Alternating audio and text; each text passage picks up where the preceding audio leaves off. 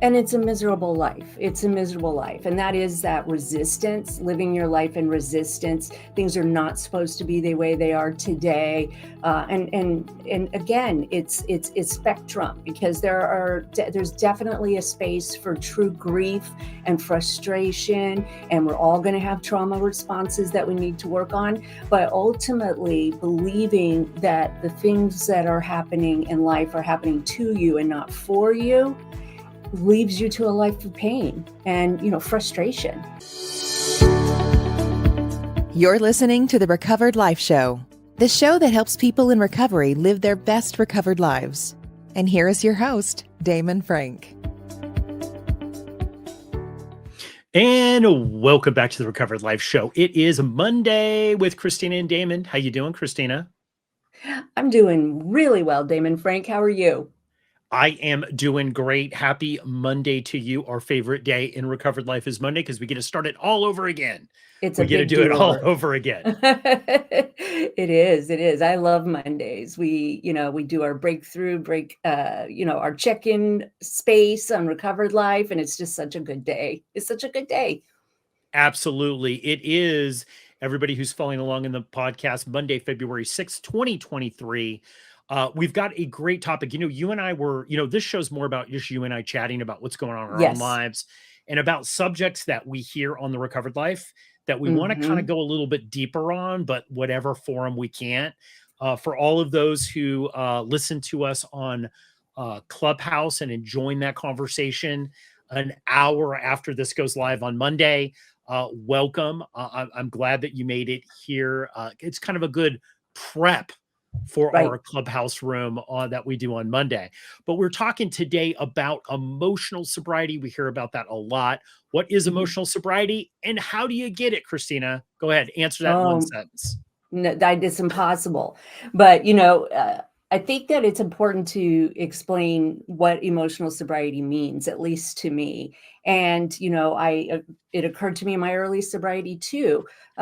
We know in recovery that when we are drinking, when we're abusing a substance, we are not growing emotionally. We're not processing emotions. It's one of the reasons why alcohol is such an effective way to detach. And so a lot of people will get through the physical sobriety and, there's this certain amount of time that there's a lot of insulated, excitement over the fact that it's gone. And then after that kind of dies down, we still have those emotional challenges to process.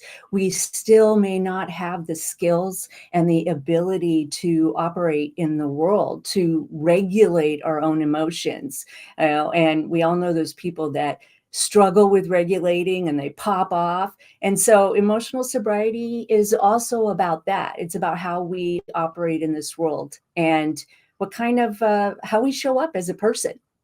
Yeah. It's an interesting topic. I think it is it's kind of the Valhalla of recovery, right? Like people always like, well, you're sober, but you don't have emotional sobriety, emotional recovery. You don't have this, you don't have that. People talk about it a lot.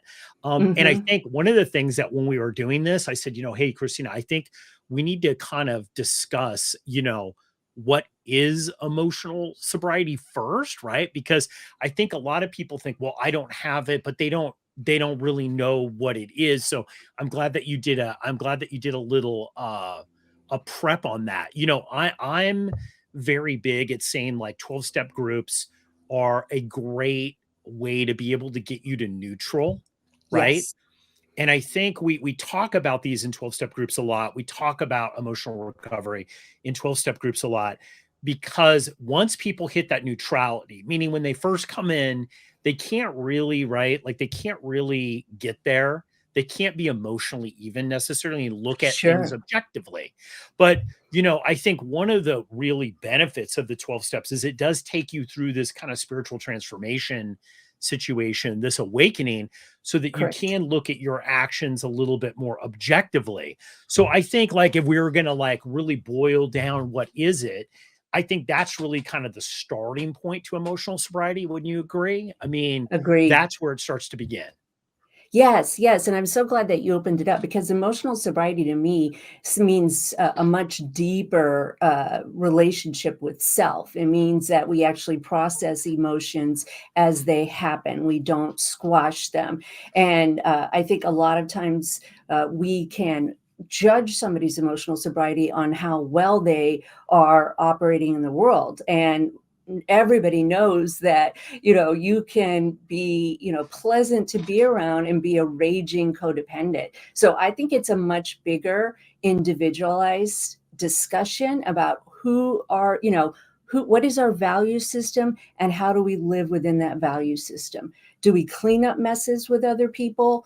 Do we take care of ourselves? Emotional sobriety could be emotional maturity too, for Yeah. me.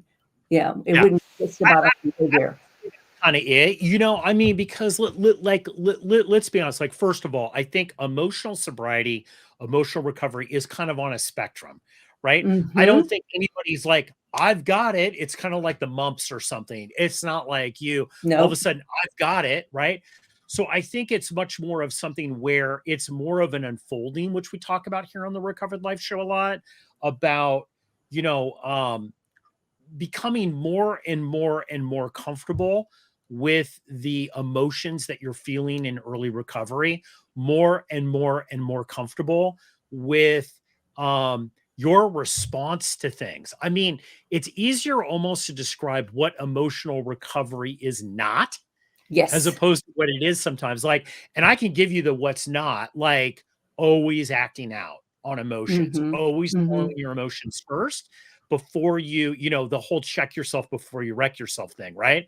Like, I think that's a big sign. Like, when I see people that I'm coaching or whatever, and they say, "Hey, I've got really good emotional recovery," but like 5 seconds to wait to turn into the store, they're freaking out and yelling out the window, Uh-huh. screaming at people, right, in traffic. That's a pretty good sign that you're not maintaining a healthy balance of emotional sobriety.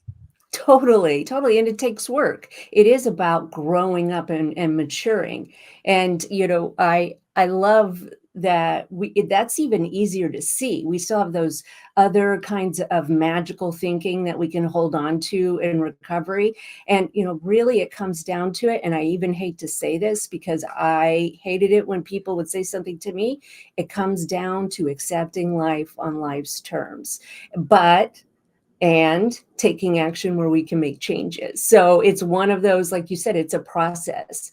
One of the bigger lessons that I've been learning in the last 5 years is that it's not a video game. We don't get to the highest level. Like every time we are able to accept something and put our needs first and take care of ourselves and be good human beings, there will come another spot in which we have to elevate. So it's really good to know that there's no finish line. Well, if I can't get to the next level of this, I'm not going to play. I will tell you this: if I can't win, that might be some It's worth emotional it. recovery right there, right? Yeah, but I think the key is, because I've had a lot of people ask me, it's like they realize they don't have emotional sobriety Mhm. because of their actions, right? Like, the thing is I always heard, like, you can get sober, you could be a drunk, get sober. You could be a codependent, you could be in Mhm. codependent material, codependent activity 24/7. But Correct. just because you get sober doesn't mean that all the other stuff's going to be fixed about the character that you have or the way in Right. which you respond to people. Like I always said, I heard this very early on: a horse thief, a drunk and a horse thief walk into a meeting. The drunk can get sober, but they're still a horse thief, right? Like, Yes, and yes. that is what you find. So, like, you find different levels of this. I think personally, this is what I've seen. And let's really cut down to, like, the people who are seeking emotional sobriety get it. The Right, people who don't seek emotional sobriety end up having chaos in their life. right. And I see go out much more often Mhm. than relapse than people who are seeking the emotional sobriety. I mean, don't you see that? I Oh, mean, absolutely. And that's what my I'm experience. And it's a miserable life. It's a miserable life. And that is that resistance, living your life in resistance. Things are not supposed to be the way they are today. And again, it's spectrum, because there's definitely a space for true grief and frustration. And we're all going to have trauma responses that we need to work on. But ultimately, believing that the things that are happening in life are happening to you and not for you leaves you to a life of pain and, frustration. That is so interesting that you say this. It's happening to you. Okay. Mm-hmm. That is something you hear a lot about. Mm-hmm. Like, I will say, like, I hear that a lot, especially with people that are new. Why is this happening to me? Right. I said it a lot. Yeah, well, I I still said say it it. now. I mean, I said it right before this thing. It's like, oh, like I had all Uh-huh. these tech issues right before the show, and I was like going, I'm being plagued. Like the tech issues somehow are coming after me because of the way that they don't like me. It's ridiculous, right?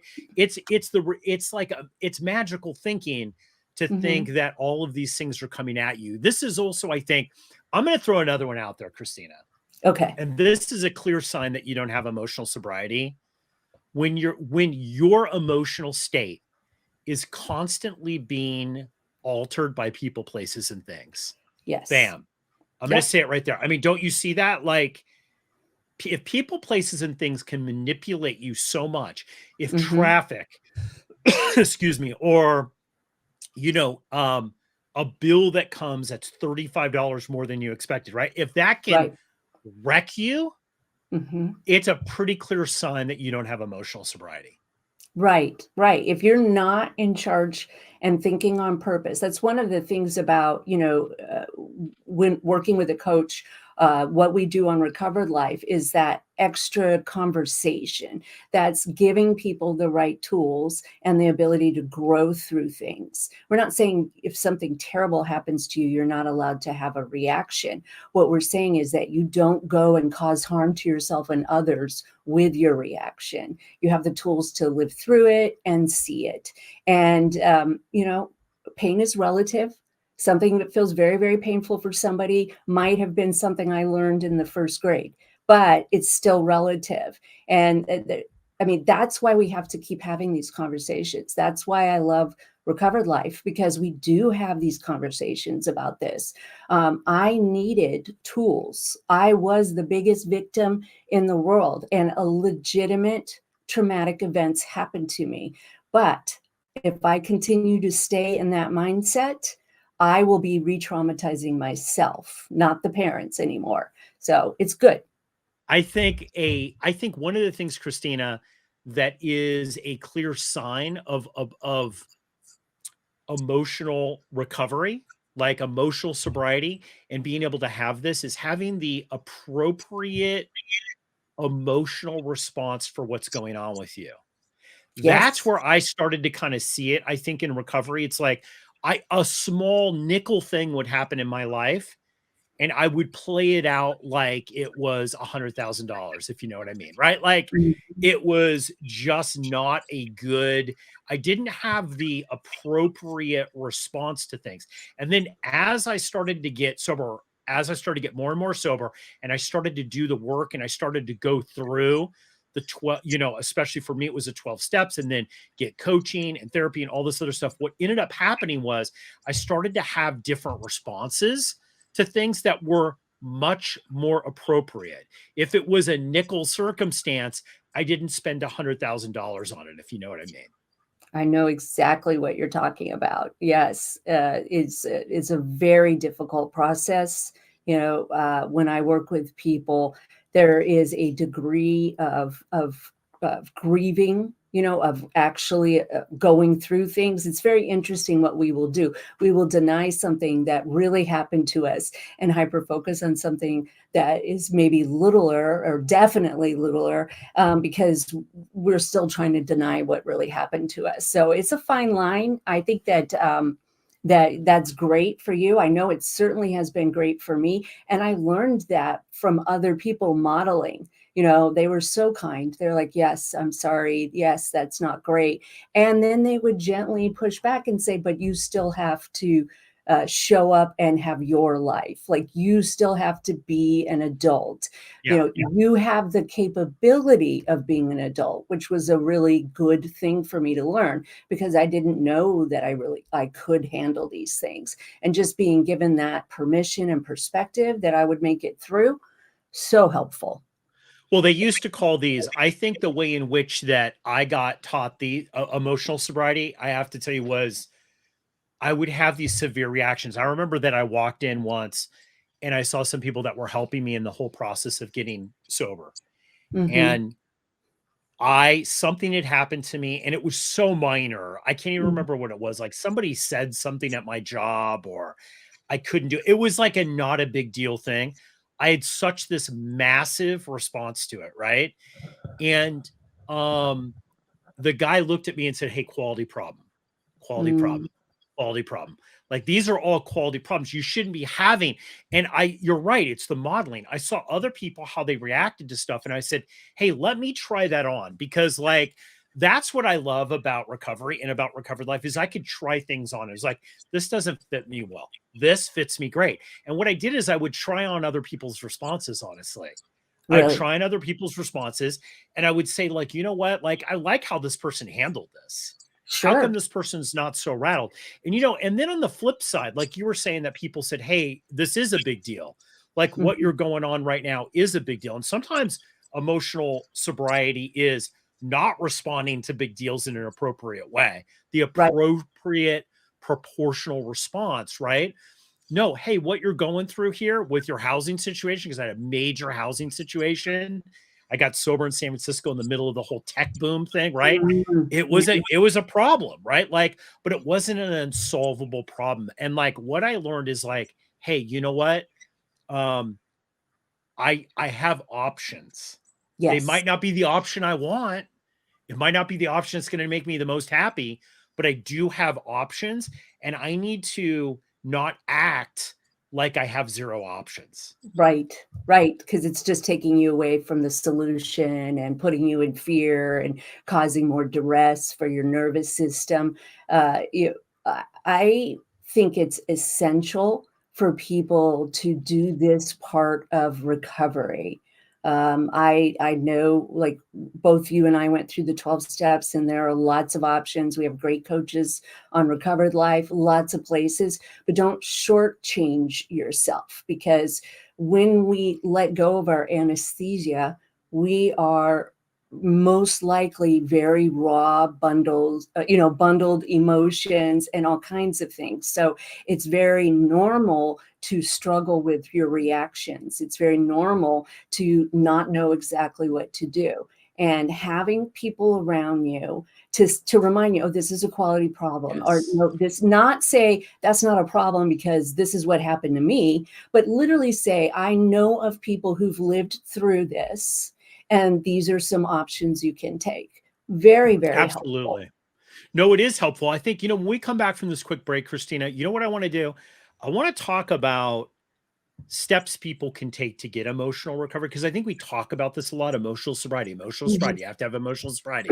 But people are like, it there are books written about it. I know there are Yeah. books, but there isn't really like a clear path about how somebody can start that, right? So when we come back, Christine and I are going to share our tips that we've used for ourselves and help other people with, to get that emotional sobriety. So we'll be back after this quick break. And we're back. It is Monday with Christina and Damon. I am joined with Kristina Dennis. We're talking about emotional sobriety, Yep. that whole thing, Christina. Look, we were talking about what emotional sobriety isn't, what it is, before the break. I want to dive in here, to how do you start to build emotional sobriety for yourself? Because this is the big question for people. They've maybe identified, it's like, "Hey, I don't think I have this. I see it in other people." How do people go about getting this? Right. Well, I mean, there's multiple ways. My first introduction to emotional sobriety came from the 12 steps and the process of working the 12 steps. There are many, many ways to be able to get there, but you really do have to take the time to assess where your life is right now. For me and many of my clients, we do it through the lens of relationships. We do it through the lens of history, learning things that have happened in our world, finding those belief systems that are continuing to keep us in a stuck place, or nervous system on fire, cleaning up all of the past wreckage that we need to do. I think that it's very natural for it to happen when you are working with somebody else. Some people do it with therapy only. I know with my coaching practice and with other recovery coaches, I've seen there's a serious compression of time for you to get there. And I think that it can be as varied as people. But first thing is, you've got to take an honest look at you. Yeah, no, I agree. I think the personal assessment side of this is very, very important, right? Like, you have to be able to objectively ask questions about yourself. And Yes. I'm going to share with you a tip here that I think really worked wonders for me. A lot of the times I think we're confused in early recovery, especially. And when I'm going to say early recovery, I'm talking the first 3 years. We're confused about kind of what we feel, what we think, and then what we do, right? And then how people perceive that. I think that's the other thing too, is like, that's a component. And one of the things that I did, it was kind of a 2-step program. And I learned this again through the 12 steps. And this wasn't a 12-step thing. It was just the people I was hanging around. The first thing was to ask other people their opinion about what they thought of situations and how I should respond. And this was key, Kristina, because it gave me a gauge. And I built up, and people do this in business, and I've done this in business before, but I built up I almost want to say an artificial intelligence, because that's hot right now, an AI trained team of people that I kind of understood what their response would be, because I modeled them, right? I Yes. modeled them. So there were 3 people. One of the guys was Kevin. Shout out to Kevin, because I know he listens to the podcast. I said, so when I then had a situation, I said, well, what would Kevin do in this situation? Right? What would this person, what would my friend Bob do in this situation? What would, how would they respond? And that was a gateway for me. Honestly, that was a game changer, because it gave me new ways to think about it. And then the only thing I needed to pick up was that pause button. Being able to hit the pause button before I did it, to be able to ask the question, how should I react here? Right. And what was interesting is, when I tried on a couple of these, honestly, it wasn't normal at first. Like, I remember like somebody yelled at me, and my response was basically to just go tell them what they should do with themselves. Right. And I said, hey, what would Kevin do? And he's like, you know what? He'd chill a bit, and then he'd look at the perspective and said, maybe the guy had a bad day. Is this really do I really need to hit hate with hate? Can't I just give this person a pass? People have given me a pass. Why can't I get right?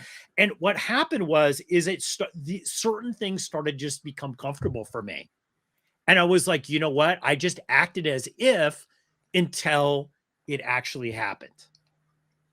I love that. I same exact thing in my experience. And I've been told from the reverse side, right? I've had many clients and people who have, interacted, say, all I thought of it is, what would Kristina do? And what would she say? And funny enough, sometimes what Kristina would do was set a boundary and stand up for herself. So it isn't always about accepting bad behavior from other people. It's about having that courage and believing that I'm worthy. And we get that from other people in recovery, I believe. That's the first place, at least for me in my experience, 25 years, that was the first place that actually somebody seemed to understand the things I did, and then also explain to me, or share with me the different solutions, because I was in a miserable place. I didn't know how to help myself. I didn't know how to live the life that I had gotten myself into without the booze. And you took the booze away, I still had to live my life. So emotional sobriety was nothing I could avoid. I had to do it. And this is why I also believe too, Kristina, is that I don't think people just like, I have emotional sobriety. No. And this is the myth behind it. I think there's a lot of myth between that. There's a group of people that you hang out with, they all have emotional sobriety, and there's a group of people that don't have emotional sobriety. Look, I know people who I have varying degrees of emotional sobriety regarding certain things. Like, Mhm. and I have friends that do as well. Like, I have friends like on the friendship and personal relationship are a 10 at emotional Mhm. sobriety, but on the money perspective are a 2, Right. right? Like, so, I think I always say, like, one of the reasons why I found a recovered life is because everybody's recovering from something, right? Correct. And a lot of the times we've got to recover from ourselves, our own thinking. I found it's our thinking that is causing, and that I think is the big thing, is like what you really want to see with emotional sobriety is you want to see over a period of time your thinking and reactions change to things, the initial thing. And it has for me. I mean, it wanes back and forth, right? Like, patience is not something that I'm huge with, and I've had to kind of say, okay, look, people are doing what they're doing.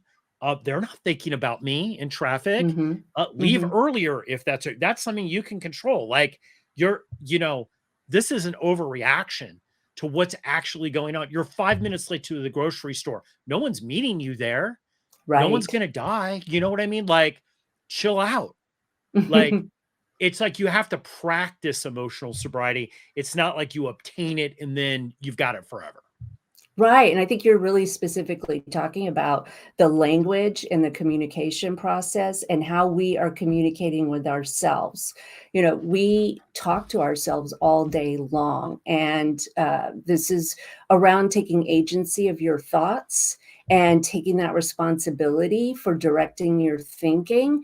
I mean, all of it returns power to us and helps us separate from our ego, from our reactions, from what the world is saying that we should do. And it is a spectrum. And I do believe sometimes, and this was my experience in 12 steps, and I've heard from others that there was this idea that if they finished them, then they had arrived. And, of course, we want people to finish them. We're encouraged to finish them. I think that's a great thing. But understanding that we're going to have to go back and study this area. When I stopped drinking and started living life without anesthesia, that is when those areas showed up.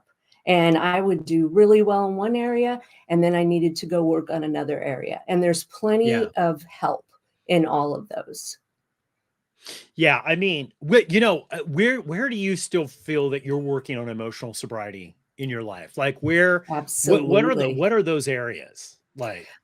For sure, I had an instance just 2 weeks ago where I got a switch in some prescription medication, and I didn't call the doctor to question it, and then happened to be talking to them a week later and found out that was a mistake the pharmacist made.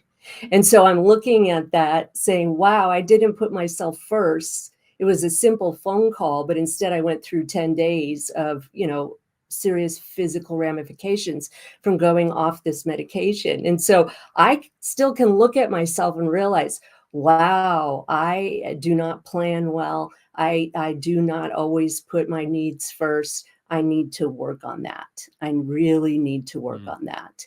And, mindset over a lot of different things, getting caught up in relationship drama and forgetting that I volunteered to get caught up in it. Those are certainly things I need to, continue to work on. How about Mm. you? Love that. Love that. Yeah, okay, so relationship drama I gave up. I retired Mhm. that. Not to say that I never get into it. Mhm. Um, I'll get into it from a humor standpoint. I could be Mhm. sarcastic, like, I'll call it, Mhm. I'll like from that, which is probably a character defect, right? Like I'll say it right out front. I don't do the relationship drama anymore because I found it left me feeling emotionally hungover. Sure. And it just got too painful for me where I just said, you know what? It was weird. I had this event, Kristina, that happened where I had a lot of it. And I felt, you know what I'm talking about? Like, I just felt like crap. I felt Mhm. like I was on a weak bender, honestly, trying to recover. Ex And I Totally. wasn't but it doesn't make me feel. And so I just said, you know what? Do I really care enough about this? And I was like, you know what? What came back is like I don't really care.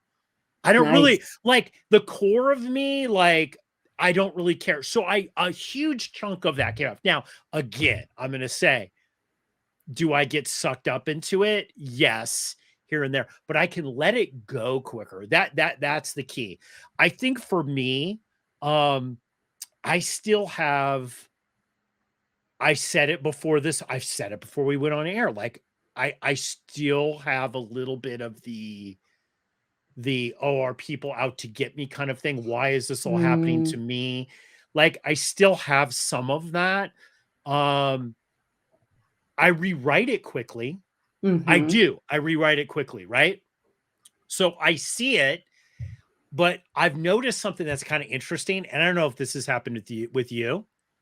I see it, and I pause sometimes in rewriting it Mhm. because I just want to sit in it a little bit to entertain myself. Do you know what I Sure. mean? And then I'm like, Yes. no, I'm jumping out of this. This isn't this. I can only go so far with it. Yes, detach, detach, detach. I think it's interesting that you shared that because as you were sharing it, I was thinking about some of the hurdles of last year with my mother passing and she had never wanted to be part of my life. And I was thinking about I had a little tinge that because we had to do some things more recently with her estate, a little tinge of falling back into that old family role of being rejected. And I kind of was beating myself up about it, like, oh, look at you participating. And so I think it's important for us to Yeah. share that stuff because sometimes we don't, sometimes events come to us. And it's important to remember that, oh, this is another thing that I need to settle and move forward. Well, I do think that this is where, what's interesting, and this is the interview I did a couple years ago with Stacey Danford.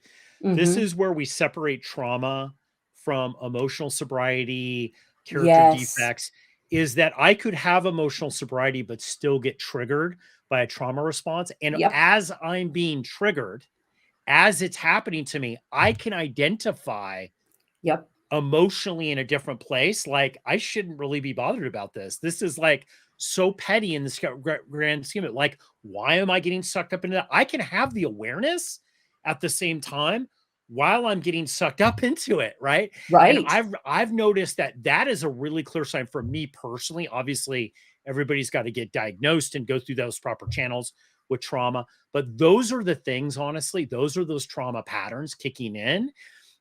But emotional sobriety helps break those trauma patterns because when I'm aware of what's actually going on, when I can see it, like I've been in a place where I've been outside my body, watch me reacting to something. That's Totally. powerful. I know I'm on the way to healing because I can at least identify it. You definitely, yes, that's such a beautiful way to share about it. And I'm glad that we talked about the fact that we're not talking about being triggered from trauma. That's an entirely different scenario than emotional sobriety, because emotional sobriety is recognizing that you're triggered. And Yep, there's no way to absolutely. shut down that. I mean, I will always have trauma responses. Well, maybe, I don't know. I have done a ton of work and still have some trauma responses that show up.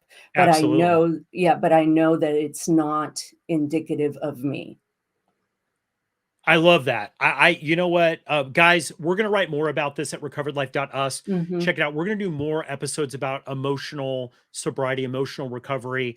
Kristina, this has been a great conversation. Guys, catch us on our Recovered Life meetings. You can find out more about it at recoveredlife.us. Kristina, thanks so much. Thank you. Bye.